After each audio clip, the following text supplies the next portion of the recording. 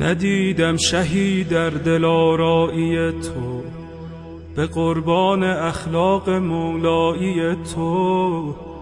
تو خورشیدی و ذره پرورترینی، فدای سجایای زهرایی تو.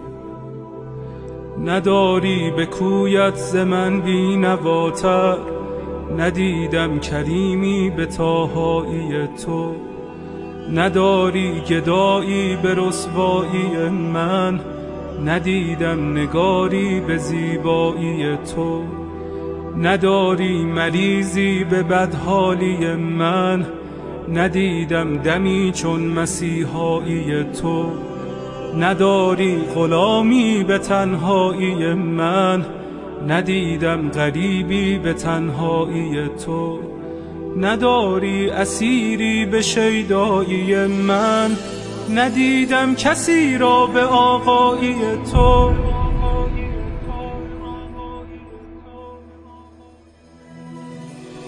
امید غریبان تنها کجایی؟ چراغ سر قبر زهرا کجایی؟ تجلی طه، گل عشق مولا، دل آشفته داغ آن کوچه غم.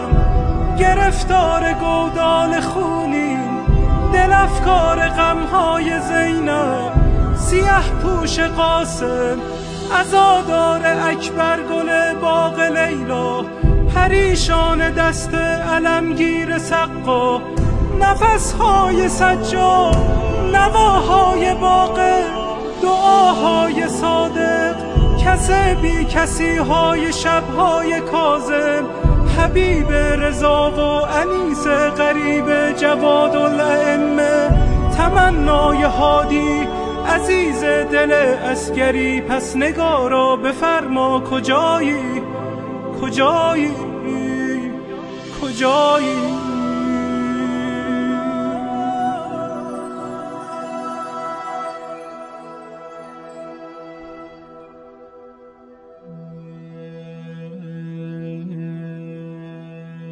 دلم جز هوایت هوایی ندارد، لبم غیر نامت نوایی ندارد. وضو و اذان و نماز و قنوتم، بدون ولایت بهایی ندارد. دلی که نشد خانه یاس نرگس، خراب است و ویران صفایی ندارد.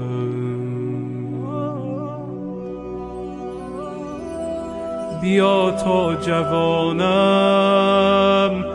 بده رخ نشانم، بیا تا جوانم بده رخ نشانم. که این زندگانی وفایی ندارد، که این زندگانی وفایی ندارد.